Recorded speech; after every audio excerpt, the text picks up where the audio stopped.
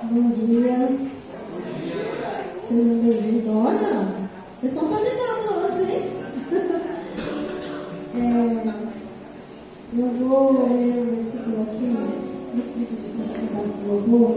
É um louvor que é muito fantástico cantar aqui na igreja, mas às vezes não dá, né? Aí eu falei assim, no dia que eu tiver a oportunidade de cantar com o Lucas, nós vamos cantar essa música. E graças a Deus deu certo, ele conseguiu pegar a música. Eu vou ler João 8, 3 e 11. Os mestres da lei e os fariseus trouxeram-lhe uma mulher surpreendida em adultério. Fizeram-na ficar em pé diante de todos e disseram a Jesus: Mestre, esta mulher foi surpreendida em ato de adultério.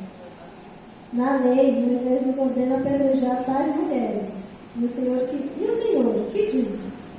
Eles estavam usando essa pergunta como armadilha, a fim de terem uma base para acusar. Mas Jesus inclinou-se e começou a escrever no chão. Visto que continuavam a interrogá-lo, ele se levantou e lhe disse: Se algum de vocês estivesse em pecado, seja o primeiro a tirar a pedra nela. Inclinou-se novamente e continuou escrevendo no chão. Os que ouviram foram saindo um de cada vez, começando com os mais velhos. Jesus ficou só, com a mulher em pé diante dele. Então Jesus pôs-se de pé e perguntou: Mulher, onde estão eles? Ninguém a condenou. Ninguém, o Senhor disse ela. Declarou Jesus: Eu também não a condeno. Agora vá e abandone os seus pecados. O Senhor é o Deus que não julga, Ele olha para nós com amor. Então que os irmãos tenham uma reflexão nesses versículos que eu li aqui e na música que a gente vai cantar agora. Não sei se os irmãos conhecem, vai se conhecer, e cantem conosco.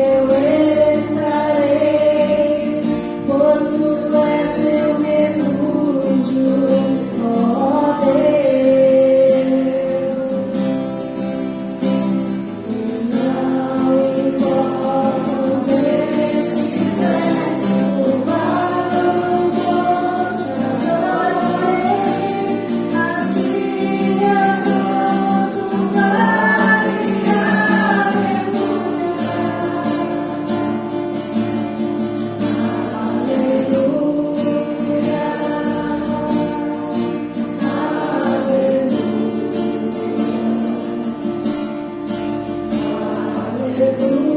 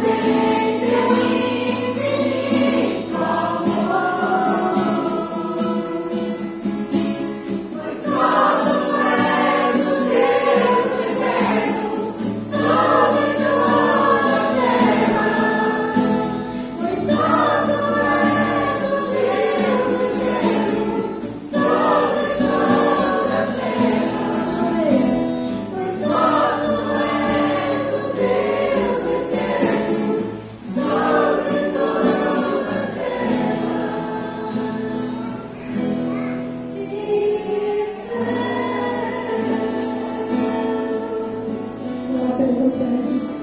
Senhor, obrigada, meu Deus.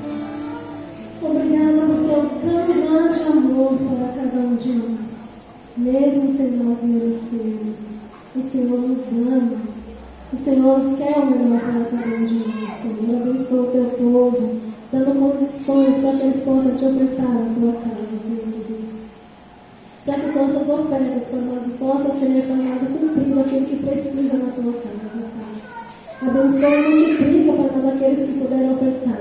E abençoa aqueles que também estejam abrindo porta para aqueles que não puderam, Senhor. Que o Senhor esteja cuidando de cada um, Pai, em nome de Jesus. Amém.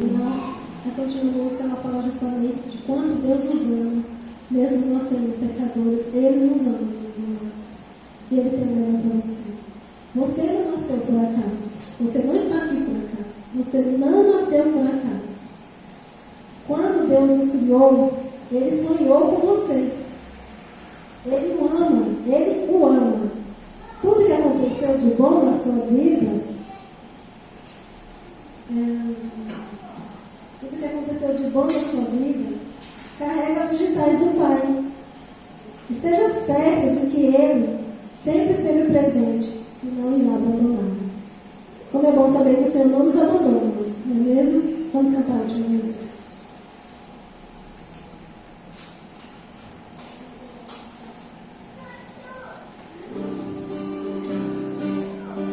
Senhor te ama, meus amados. O Senhor nos ama. Mesmo sendo assim, pobre pecador,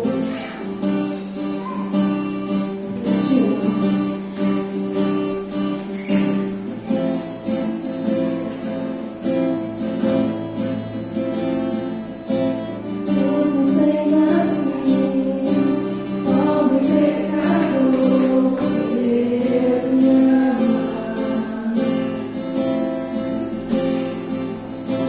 Mesmo sendo falho, mesmo sem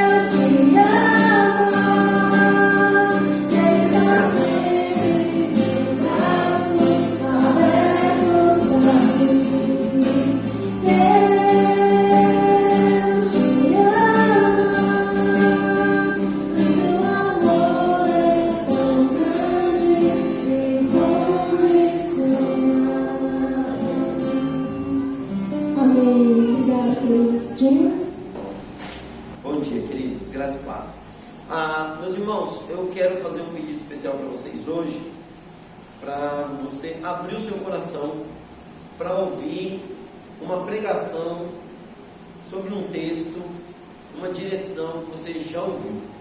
Sabe aquela mensagem? Normalmente a gente tem uma mensagem que a gente mais gosta, né?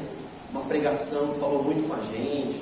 Às vezes isso está vinculado a alguma fase da nossa vida, algum ambiente que a gente frequentou, um pastor que a gente admira, um missionário que trouxe uma mensagem, né, e falou de maneira poderosa no nosso coração. Normalmente a gente tem essas mensagens mais gravadas na nossa mente, no nosso coração. Eu confesso para você que ser pastor de igreja local é uma coisa bem interessante mesmo. Eu disse isso aqui algumas vezes.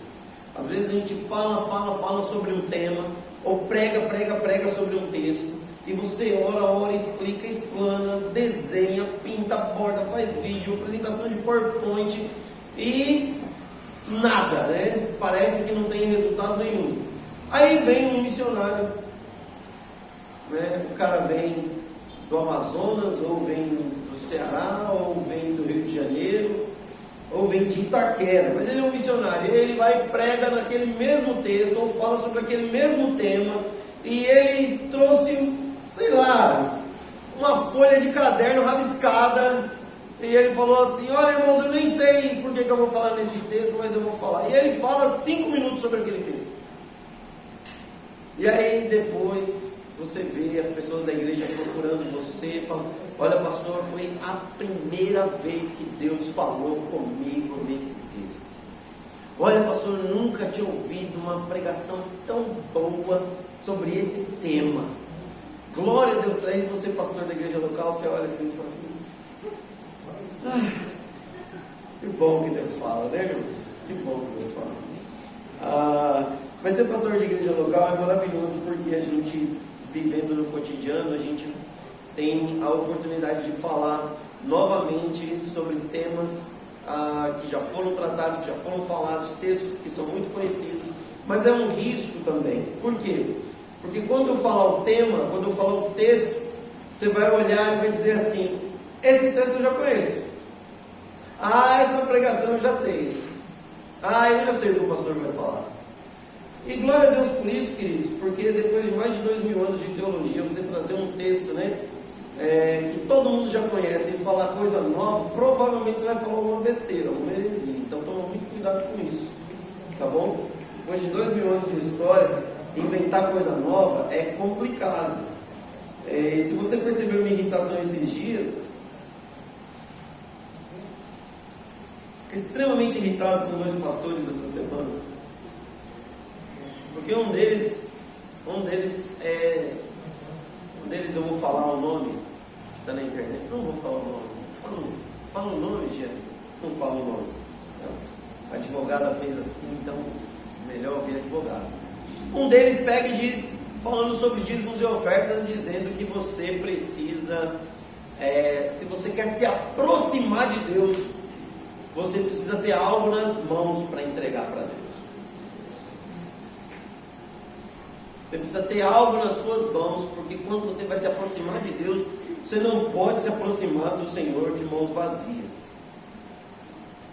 Outro pastor vendendo um vidrinho de óleo, o óleo da prosperidade. 2026 você vai prosperar em todas as áreas da sua vida. E se alguém reconhece, e se você me assistir, me desculpa, mas nem sei se você já é apóstolo, talvez seja, não sei. Mas a ideia de você dar algo para Deus, né, e você levar algo para casa, que daí você vai ser abençoado, daí você vai prosperar. Irmãos, nas palavras do apóstolo Paulo, que isso é um outro evangelho, não o evangelho de Jesus. Então, nas palavras do apóstolo Paulo, segundo a palavra de Deus, não eu, lá em Gálatas, ok? Que isso seja amaldiçoado, isso é maldito. Isso é olhado por Deus e Deus vira as costas, Deus nega a sua mão, Deus recolhe a sua bênção quando você se aproxima de Deus por meio de um outro evangelho que não o evangelho de Cristo Jesus. E eu vou falar sobre um texto hoje, e o texto fala um pouco sobre isso, daquilo que nós temos, daquilo que nós entregamos para Deus. Mas é extremamente importante nós nos lembrarmos de que Deus não negocia conosco diante daquilo que temos ou não temos nas mãos. Então eu vou convidar você a abrir a sua Bíblia no Evangelho de Mateus, capítulo número 14. Eu prometi que seria breve hoje, a mim mesmo. Não sei se vou conseguir cumprir. Talvez alguém possa arrancar a pilha daquele relógio e a pressão diminua. Mas vamos tentar. Evangelho de Mateus, capítulo 14, primeira multiplicação de pães e peixes. Lembrou, né? Lembrou. Olha só, muito conhecido. Texto que está nos 4 evangelhos, né? Mateus, Marcos, Lucas e João relatam a primeira multiplicação de pães e peixes. E nós vamos ler essa passagem hoje só que nós vamos ler a partir do versículo número 12. Se você achou, por favor, se coloque de pé. Se você não achou, se você pode, tá bom? Por favor, se coloque de pé. Se você não encontrou e pode se colocar de pé, coloque-se de pé. A gente vai projetar o texto também. Diz assim a palavra do Senhor, Mateus capítulo 14, a partir do versículo 12. Os discípulos de João vieram, levaram o seu corpo e o sepultaram. Depois foram contar isso a Jesus. Ouvindo o que havia ocorrido, Jesus retirou-se de barco, em particular para um lugar deserto. As multidões, ao ouvirem falar disso, saíram das cidades e o seguiram a pé. Quando Jesus saiu do barco e viu tão grande multidão, teve compaixão deles e curou os seus doentes. Ao cair da tarde, os discípulos aproximaram-se dele e disseram: este é um lugar deserto, já está ficando tarde. Manda embora a multidão para que possam ir aos povoados comprar comida.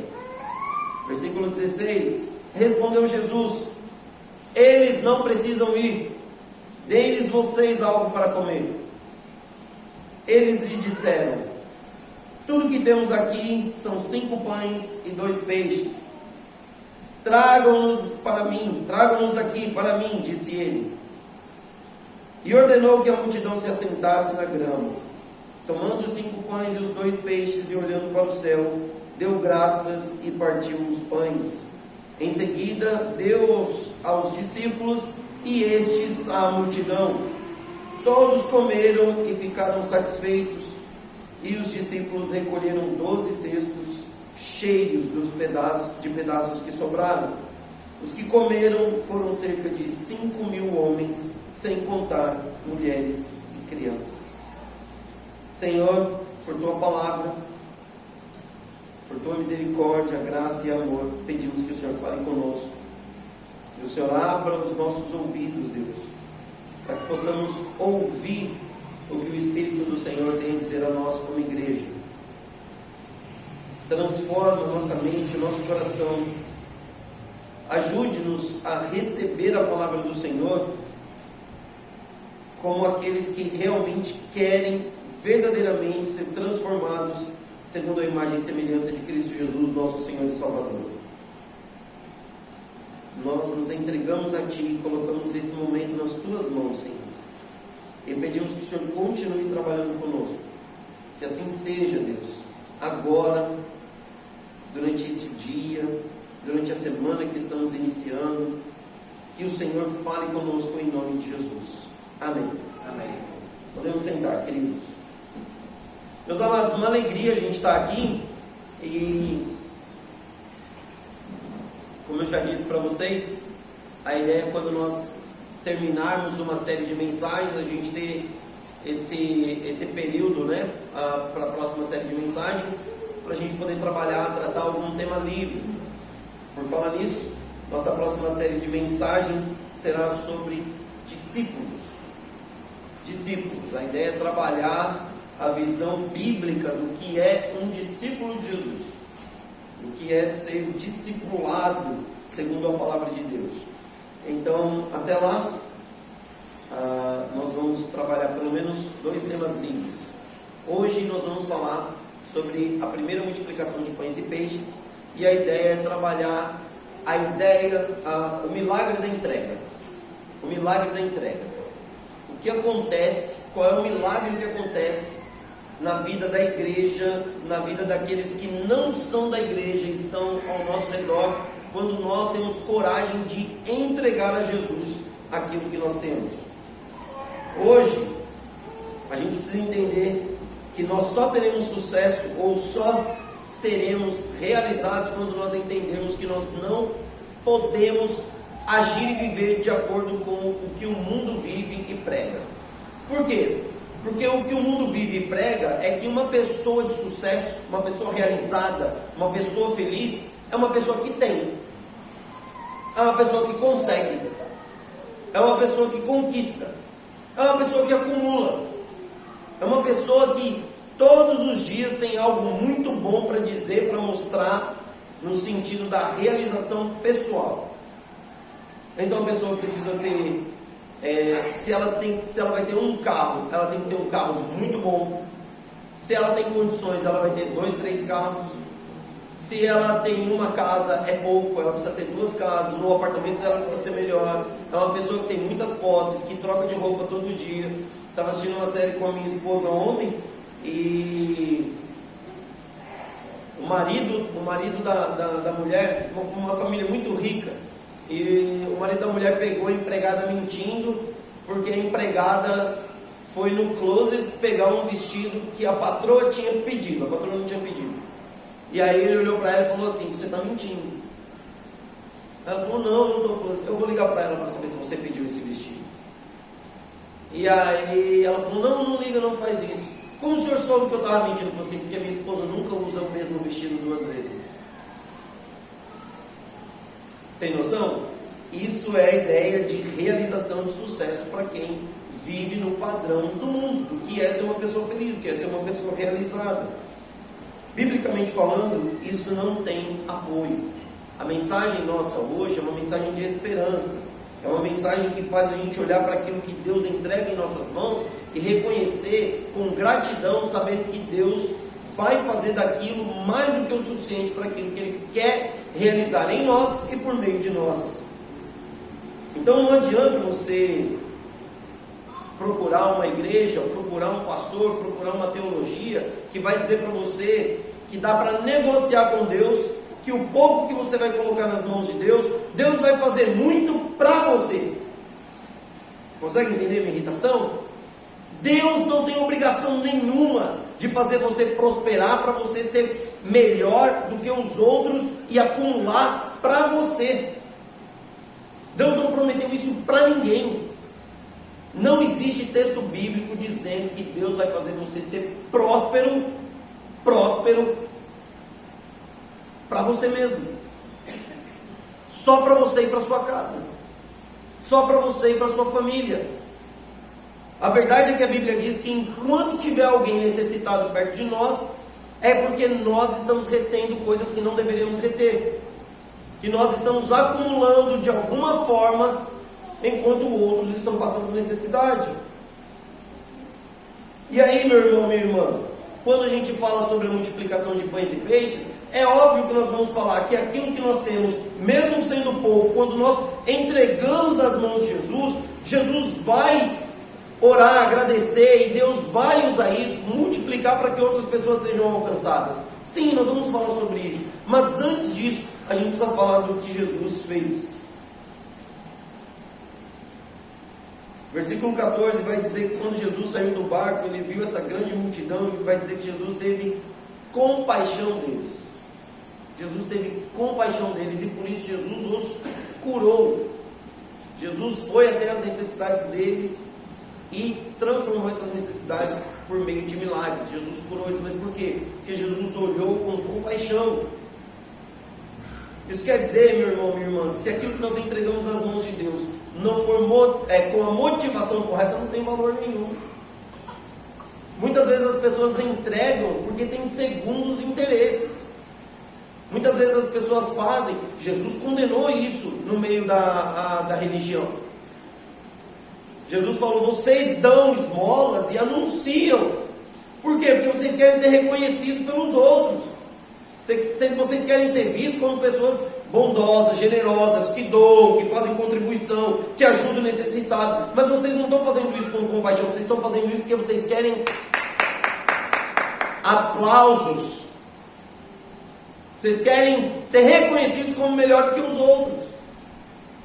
O nome disso, Jesus chama de hipocrisia, de uma vida de encenação, uma vida teatral. Jesus condena isso. E olha só, queridos, olha como uma coisa é. Por isso eu fiz questão de ler o versículo 12. Jesus Cristo estava trabalhando, exercendo seu ministério, curando, anunciando, visitando, viajando. E aí ele é impactado com uma notícia. Qual é a notícia? Jesus, seu primo, aquele que veio anunciar que o Senhor viria, João Batista, morreu. Seu primo morreu. Foi morto, decapitado, por um capricho de uma mulher que incentivou sua filha a fazer esse pedido. João Batista teve sua cabeça arrancada e entregue numa bandeja. E Jesus recebe essa notícia. Jesus tinha tudo para fechar as portas, se recolher e dizer assim: não vou atender mais ninguém. E de certa forma ele procurou por isso. Chamou seus discípulos e falou: vamos para um lugar retirado, um lugar deserto. Jesus queria ter um tempo particular com os seus discípulos. Jesus queria assimilar aquilo que ele estava vivendo, aquela dor, aquela notícia trágica. Mas quando ele chega, ele vê uma multidão que deu um jeito de dar a volta, correr a pé para chegar onde ele ia desembarcar. E Jesus cura as pessoas porque tem compaixão delas. Não estou dizendo aqui, meu irmão, minha irmã, pelo amor de Deus, não pense isso, que você precisa ignorar a sua dor, ou as suas dores, suas dificuldades, e tocar o barco como se nada tivesse acontecido. Não é isso. Chora, lamenta, busca tratamento, busca ajuda, aconselhamento, está tudo certo. Mas nós não podemos deixar de ter compaixão pelas pessoas que estão ao nosso redor por causa da nossa dor. Aliás, existem muitos que dizem: eu amo Deus, mas vivem um processo de luto de 2, 3, 5, 10 anos, não saem do estado de depressão, de perda, de dor, de angústia, e vive sempre: ah, é para mim, só comigo, ai minha vida, coitado de mim, olha como eu estou, olha que sofrimento, olha que dor. Irmão, para com isso. Existem outros ao seu redor precisando da sua compaixão, do seu olhar cristão, de cuidado, de como quem, peraí, tem outros ao meu redor precisando de ajuda, eu também posso ajudar. Você consegue entender que o nosso estado de dor não é uma desculpa para não sermos usados por Deus? Este é o ponto. E a gente para de olhar com compaixão aqueles que estão ao nosso redor, achando que nós é que precisamos de compaixão só. E aí aquilo que a gente tem ao nosso redor, ou aquilo que nós temos nas nossas mãos, fica ali, retido, e as pessoas ao nosso redor deixam de ser abençoadas. Por quê? Porque eu estou dodói. E eu vou usar essa expressão para tentar atingir você que está sempre dodói, que nunca sai desse estado aí de dor. E eu não estou dizendo que não dói, mas eu estou dizendo que não é para ficar assim o resto da vida. Porque se Jesus nos chamou para uma vida, e essa vida é uma vida abundante, o que está acontecendo? Não podemos permanecer aí, queridos. Muitas vezes, quando olhamos para as necessidades ao nosso redor, ou até para outras pessoas, ou nossas próprias carências, nós muitas vezes nos sentimos com medo e impotentes. E isso nos freia. Lembra do domingo passado? Quando a gente estava falando de quando nós nos auto-sabotamos, quando nós mesmos enterramos os nossos sonhos, nós somos os nossos próprios coveiros. Aquela pessoa cava um buraco e fala assim: esse buraco tem o meu tamanho, olha só, certinho para mim. E a gente fica se auto-sabotando. A primeira coisa que precisamos entender, queridos, é que Deus é bom e Ele se importa. Você está com dor, está passando por necessidade, Deus olha para você com compaixão. Como é que você acha que você deve olhar para as pessoas? Como é que nós achamos que nós precisamos olhar uns para os outros? Com compaixão, com misericórdia, com graça, como quem mesmo na dor diz: o que eu posso fazer? para glorificar a Deus no cuidado com essas pessoas que estão ao nosso redor. A nossa esperança nasce da certeza de que nós servimos um Deus que nos vê. Deus nos vê, conhece a nossa dor. Por isso nós temos esperança. Ele conhece a nossa fome, a nossa necessidade, e Ele nos visita mesmo no deserto. Se Jesus olhou com compaixão para as pessoas, então é assim que nós precisamos olhar também. Segundo aí, o conflito que existe entre a lógica humana e a fé em Deus. Olha só o que versículo 16 diz. Respondeu Jesus: eles não precisam ir, deem-lhes vocês algo para comer. Então os discípulos olhando para a hora avançada, para a multidão ali, Jesus angustiado, mas trabalhando, curando os doentes, os discípulos chegam até Jesus, e olha só, gente, olha como é legal isso. Jesus está fazendo o quê? O que ele foi enviado por Deus para fazer, certo? Certo? Estão comigo? Jesus está curando as pessoas. Aí os discípulos, que são seguidores de Jesus, que tem que olhar para Jesus, imitar Jesus, aprender com Jesus, eles vão até Jesus porque eles têm uma ideia. Sim ou não? Eles têm uma ideia muito boa. Eles chegam para Jesus: Senhor Jesus, eu fico imaginando desse jeito, tá? Meu jeito de pensar. Senhor Jesus, sabe o que o Senhor está fazendo aí, que o Senhor está trabalhando, mas ó, está dando a hora, né? Por que o Senhor não dispensa o pessoal aí, ó, né? Está ficando tarde, para eles irem para os povoados vizinhos, para eles poderem comprar alguma coisa para comer, se alimentar. De repente eles já dormem por lá também, porque assim, o sol já está se pondo, né? Vamos lá? Olha a mania que nós como discípulos temos. Nós não olhamos para Jesus, vemos o que Jesus está fazendo e apoiamos. Não! A gente vai até Jesus, no meio do que Jesus está fazendo, e a gente diz para Jesus o que Ele tem que fazer. Já se viu fazendo isso? Dizendo para Deus o que Ele tem que fazer? Já fez uma oração assim? Dizendo para Deus que diante das circunstâncias, o melhor que Ele tem a fazer é isso.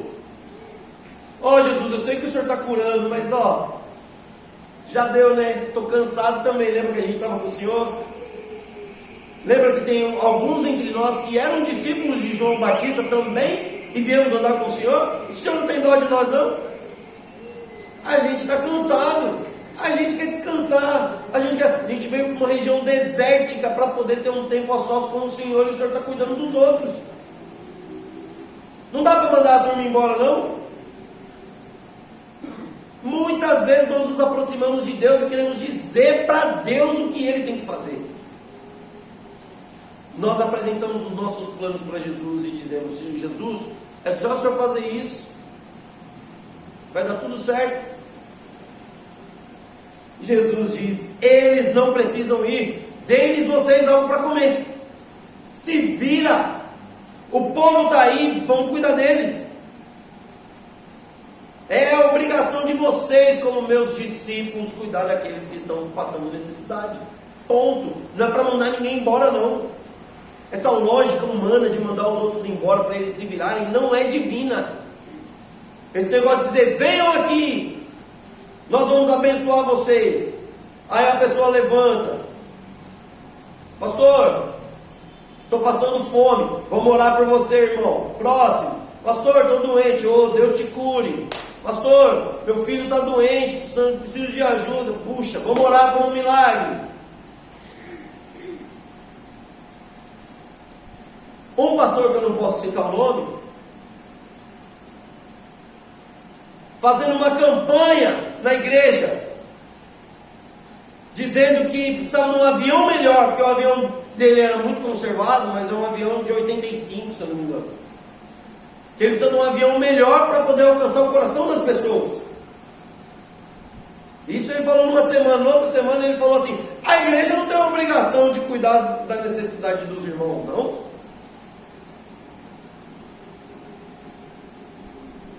Onde está na Bíblia que a igreja precisa ajudar os irmãos nas suas necessidades. Os dízimos e as ofertas são para manter a obra do Senhor, pagar o pastor, comprar, pagar as contas da igreja, ajudar as ofertas missionárias. Aí depois ele pega e fala assim: aliás, nós temos organizações que cuidam de crianças, de órfãos, de viúva, de não sei o que. Ué,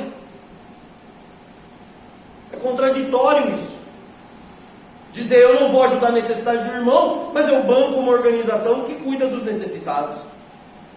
Por que os necessitados não são os meus irmãos? Os meus irmãos não são necessitados? Não tem lógica isso, é uma contradição. Então aplicar esse tipo de lógica humana, ou quando Deus espera de nós uma ação de fé, é uma loucura. Sim, é uma loucura. Achar que o que você tem não vai ser usado por Deus para cuidar de outros é uma loucura. Essa lógica humana aí de que a gente só pode ajudar quando estiver sobrando, ela é humana, não é santa, divina, bíblica, teológica. Essa ideia de, quando... Sabe aquela lógica que você tenta aplicar na sua cabeça em dezembro? Que em dezembro a maioria de nós faz isso.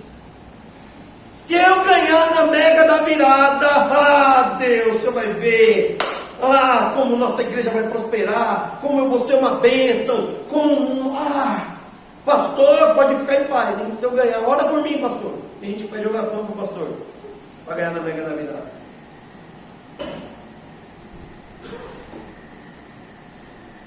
Mas é o mesmo irmão, a mesma irmã, a mesma família, a mesma comunidade, que ganha 3 mil reais por mês, gasta 4. Todo mês. Gasta 4. Aí, tem um aumento, é promovido. Começa a ganhar 4,5. No mês seguinte, aí no mês ele fala assim: como é que eu vou gastar 5,5 agora? Com quem que eu vou gastar a mais agora? É a mesma pessoa, a mesma família, a mesma cabeça. Ouve a palavra, conhece o texto, falou ao meu coração, mas não aplica. É essa lógica consumista que me faz gastar mais e mais, porque o que eu tenho não é suficiente, nunca será, porque eu nunca olho para o próximo, eu sempre olho para Deus perguntando: o que o Senhor vai me dar mais para eu poder gastar mais comigo mesmo? E aí a gente não vê transformação ao nosso redor, e a gente fala assim: poxa vida, eu leio a Bíblia, tinha milagre o tempo todo, hoje em dia não acontece nada. É claro, não acontece milagre nem na sua vida, no seu coração. Se você não consegue controlar o quanto você gasta, como é que você vai ver um cego recuperar a visão? Como é que Deus vai usar você para orar por um enfermo? Porque é assim, quando uma pessoa chega para você e diz assim: estou mal, estou doente, estou com dor de cabeça, estou com câncer, estou com... Você tem que falar assim: vamos orar. E aí você tem que orar por essa pessoa. E depois que você orou por ela, você vai olhar nos olhos dela e falar assim: e aí? Curou? Tem coragem de fazer isso? Orar por um enfermo e logo depois perguntar se ele foi curado? É assim que Deus espera que nós hajamos. Deus não espera outra coisa diferente da gente. Nós fazemos de jeito diferente, por quê? Porque a gente lê, a gente ouve, a gente conhece o texto, mas a gente não acredita, não pratica.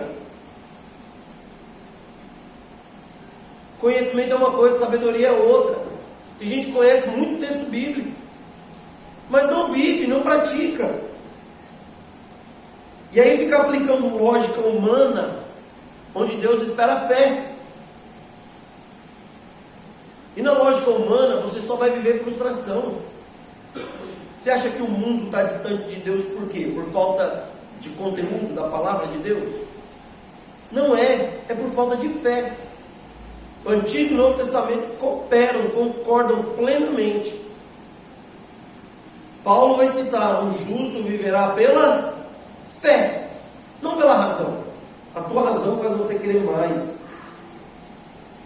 Quantas vezes você olhou para os seus recursos e disse: Senhor, é só isso que eu tenho? É pouco demais para tanta coisa, Senhor. É pouco tempo para muita tarefa. É pouco dinheiro para tanta conta.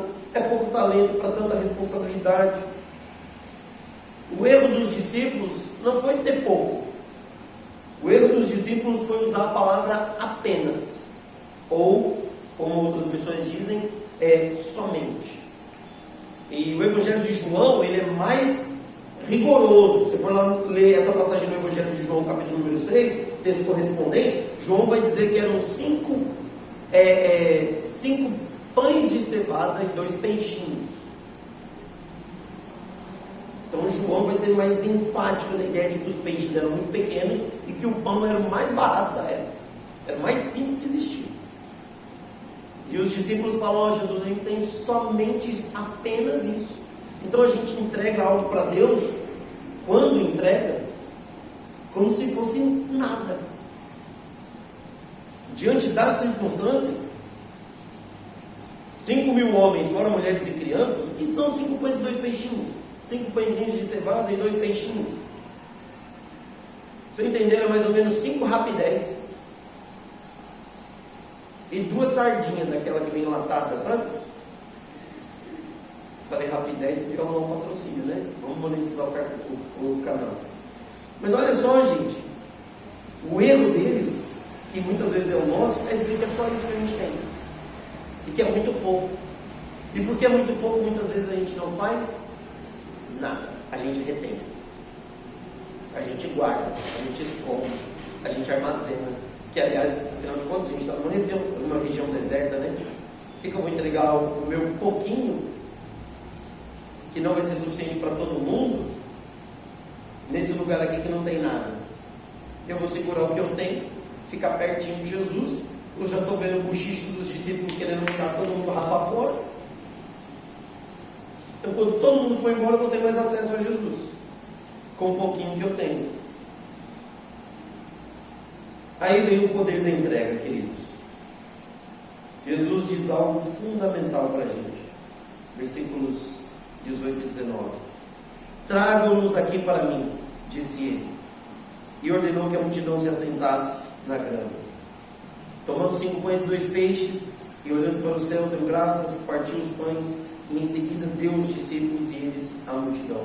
Jesus disse: tragam-nos aqui para mim. O que você tem é pouco, entrega para Jesus. Mas tem que ser com compaixão de coração. Não tem que ser porque você quer o novo. Ok? Jesus recebeu os 5 pães e 2 peixes. Ele os recebeu. Ele os abençoou. Ele os partiu. E ele os entregou. Nas mãos de quem? Dos discípulos. Para os discípulos guardarem? Não, para os discípulos distribuir. Deu para entender? Infelizmente, o poder está na entrega, não na retenção. Mas o que a gente quer fazer? A gente quer reter. A gente entrega nas mãos de Jesus, fala: oh, Senhor, abençoa, multiplica, ajuda. Aí Jesus pega, abençoa, multiplica, entrega para a gente. E onde é que está o poder? Na entrega de Jesus para os discípulos e na entrega dos discípulos para os necessitados. Os discípulos não foram recebendo, estocando e guardando, e falando: Deus é bom, olha como Jesus é maravilhoso, olha quanto pão, quanto peixe, a gente tem pão e peixe para sempre, meu Deus do céu, onde existe um banco de pão, existe um banco de peixe, como é que eu vou fazer para guardar todo esse pão, todo esse peixe, para não faltar pão e peixe para o meu filho, para não faltar pão e peixe para os meus netos? A gente vai fazer, vamos abrir uma padaria, uma peixaria. Vamos ganhar dinheiro, ficar milionário, porque Jesus é bom, Ele está multiplicando, está dando tudo na nossa mão. Vamos abrir um banco online. Não é banco online, banco digital. Lógica humana. Quarto e último, queridos. Jesus multiplicou para o cuidado com o próximo. Versículo 20 e 21 dizem assim: todos comeram e ficaram satisfeitos, e os discípulos recolheram 12 cestos cheios de pedaços que sobraram. Dá para entender? Deu para entender? Presta atenção, gente. Presta atenção, porque esse é um detalhe que passa.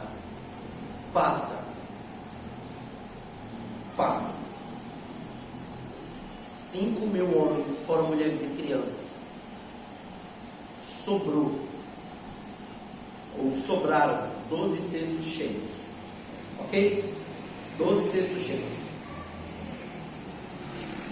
Isso quer dizer que a própria multidão faminta naquela região desértica disse assim: estou satisfeito, está tudo bem, pode guardar. Pode guardar. Estou bem. Estou tranquilo. Comemos o suficiente. Eu, minha esposa e meus filhos. Já comemos. É óbvio que alguns colocaram alguma coisa na bolsa para mais tarde, para amanhã seguinte. Não tem problema nenhum. É certeza que isso aconteceu. Eram seres humanos iguais a nós que estavam lá, tá? Os personagens bíblicos não são uma fábula, não faz de conta. Mas ainda assim, sobraram 12 cestos.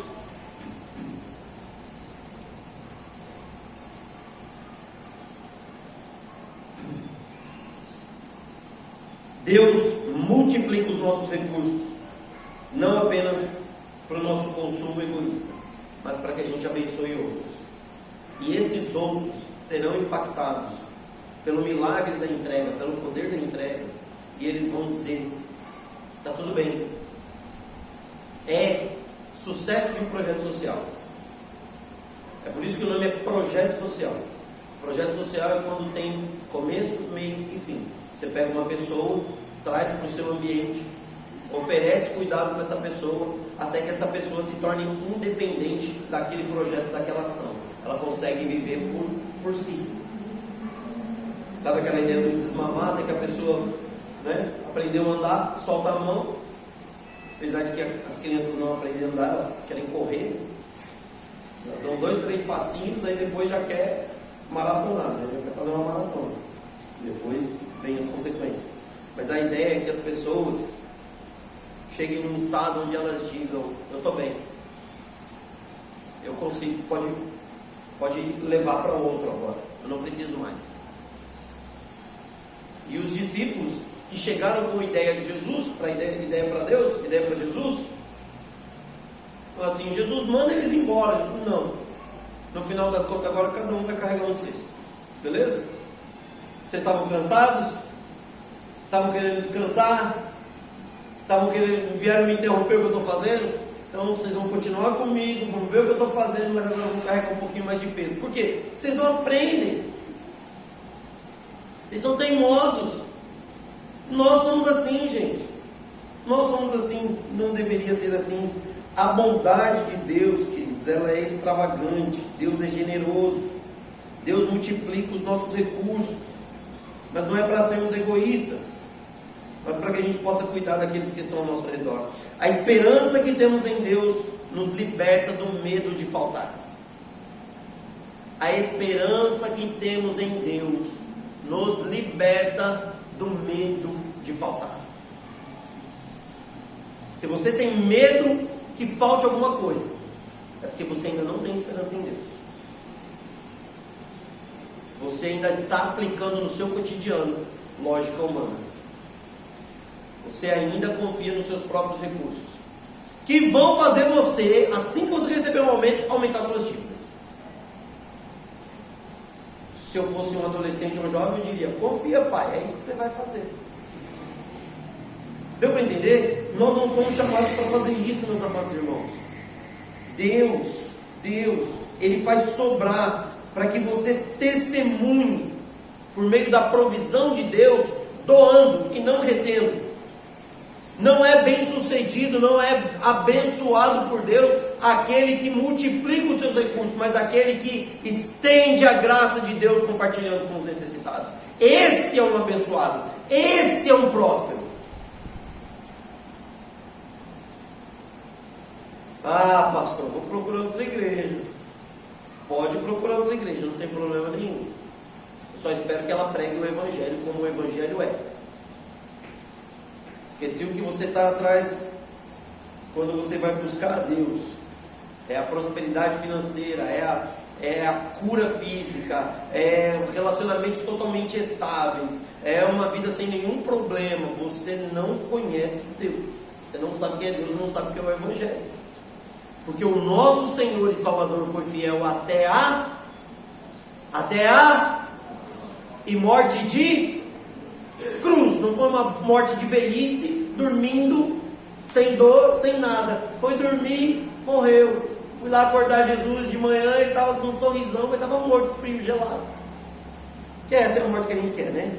A gente quer morrer bem velhinho, tudo resolvido e morrer sem sentir nenhum tipo de dor. Pois é, Jesus, o nosso Senhor e Salvador, nosso exemplo de fé, morreu numa cruz. Ressuscitou no terceiro dia, mas passou pela cruz. Irmãos, antes de nós encerrarmos aqui, eu quero chamar a Cris aqui. Vem cá, amor. A nossa igreja, hoje, nossa igreja, ela atende por meio das ações que nós realizamos aqui. Seja o Kids, seja o Jiu-Jitsu, nós atendemos aqui, na nossa igreja. Ok? Ações da nossa igreja. Nós atendemos cerca de 80 pessoas. Esse é o número, 80 pessoas. Dessas 80 pessoas, 82% delas não são da igreja. Não são da igreja. Ok? São pessoas que nós atendemos por meio do jiu-jitsu e por meio do cuidado com as crianças aqui, com historinhas e canções e brincadeira e lanche. Tudo bem? Tudo bem? Estão comigo? E o que gera pra gente hoje recurso, e eu sou feliz demais. O Rafael tá aqui, o Rafael é membro da nossa igreja. E o Rafael é professor de jiu-jitsu, já falei isso aqui para vocês. O Wesley tem começado a frequentar a nossa igreja de maneira até assídua, não está aqui hoje o Wesley. E o Wesley, a partir do mês que vem, vai começar a ajudar dando aula num projeto de jiu-jitsu de uma outra igreja nossa, que a gente ajuda também, não financeiramente, mas ajuda com aula, que é a igreja lá de Jardim Campinas. E o Wesley, o Rafael recebe recurso para isso, o Wesley vai receber recurso para isso. De onde vem esse recurso? Do pouco que nós temos. Do pouco que nós temos. Do pouco que nós contribuímos. Como? Não através dos dízimos e das ofertas. Porque nós não retiramos da nossa igreja nenhum centavo, a não ser que seja para água. Por enquanto é a água, é o que nós pagamos. A água a gente paga aqui para todo mundo poder ter água para beber. Mas a gente não paga nenhum professor, nenhum auxiliar, nada com recurso dos nossos dízimos e das nossas ofertas. Nós sustentamos esse projeto por meio da captação do Nota Fiscal Paulista. Ponto. Depois a gente vai fazer aquela mágica lá, Verônica. Mas eu queria deixar a Cris contar pra gente como é o processo da captação por meio da Nota Fiscal Paulista. Eu sei que você já ouviu, eu sei que você já sabe, mas você também já sabia da multiplicação de pães e peixes. Então a gente vai ouvir um pouquinho mais uma vez, sobre a captação do Nota Fiscal Paulista. Desculpa, gente. Bom, não é novidade, né, para a maioria de vocês sobre o nosso projeto que acontece aqui, como o Diego falou, na nossa igreja. Esse projeto, principalmente do GIO, ele já acontece desde 2021. Mas nós, pela graça de Deus, conseguimos, né, ser puxados pelo governo a partir do final do ano passado. E isso tem nos ajudado muito, mas nós gostaríamos que esse projeto fosse fortalecido. E ele só pode ser fortalecido com doadores diretos. Então, o que é o doador direto? Nós, eu, enviamos um link para você, que não é ainda, e através desse link, você faz o seu cadastro, né? Nós explicamos detalhadamente como ele é feito. Ele não é tão longo assim para quem já tem essa prática ou já fez alguma vez na vida. Então, quando você realiza esse cadastro, toda compra que você fizer, seja no maior ou menor comércio, uma pequena porcentagem desse valor que o governo verifica que esse comércio contribui com os impostos, vem para o nosso projeto. O governo ele não está interessado em fiscalizar eu ou você, as nossas finanças. Isso não impacta na sua declaração de imposto de renda e também daquelas pessoas que recebem algum auxílio do governo. Ele quer somente saber se esses locais onde nós fazemos as nossas compras estão pagando os impostos. E isso vem uma pequena porcentagem para nós. Como o Dinho disse, nós já estamos recebendo, né, esse valor, mas nós gostaríamos, né, que esse projeto fosse fortalecido. Já acontece aqui, né, o projeto do Gil e das crianças, que já acontecia há muito tempo, mas nós temos muitos outros ainda que estão no papel e que nós gostaríamos que eles começassem a sair do papel e começassem a entrar, né, na nossa rede e colocar eles em prática também. Como o Jim falou, lá no outro polo, nós começamos a implantar lá e agora já também irá aumentar os dias de aula. Também já estou dando aula lá de aeróbica e alongamento, que é uma das ideias também para cá. Então, assim, se você já é um doador direto, já faz parte desse projeto, indique alguém da sua família, um amigo, e se você não é ainda, procura o Dinho, procura a mim, tá bom? Nós, para quem quiser indicar alguém da família, pode dar o nosso contato no final do curso, se quiser pegar com a gente, tá bom? E aí esse projeto começa a ser fortalecido e a gente começa a fazer outras atividades que a gente gostaria que tivesse na igreja. Uma coisa bem legal também que está acontecendo já na igreja, que o Dinho tem falado, é que uma pequena porcentagem também está indo para as obras da igreja, e é através desse custeio que o governo tem feito para nós. Então, não é só isso que nós queremos, né? O projeto, ele não trabalha só a parte física, né? Ele trabalha também a saúde mental, a saúde espiritual e a social também. Então, que nós possamos, né, não ser só doadores diretos, mas ser luz também para a comunidade e para as pessoas que estão chegando, que não são a maioria da igreja, tá bom? Então, meu irmão, minha irmã, o nosso convite para você, ele é bem direto. Seja um doador direto. E agora nós começamos uma campanha, olha só. Além de tudo isso, que as pessoas não fazem o cadastro, que as pessoas não querem ser doador direto. Ah, porque eu tenho medo da Polícia Federal, do helicóptero, do FBI, da CIA. Eu entendo você, está tudo bem. Ninguém é obrigado a fazer, ninguém é obrigado a nada, nunca. Ninguém é obrigado a nada nunca. Mas esse mês, na verdade até uma semana antes ali do início da Copa do Mundo, nós estamos fazendo cadastros.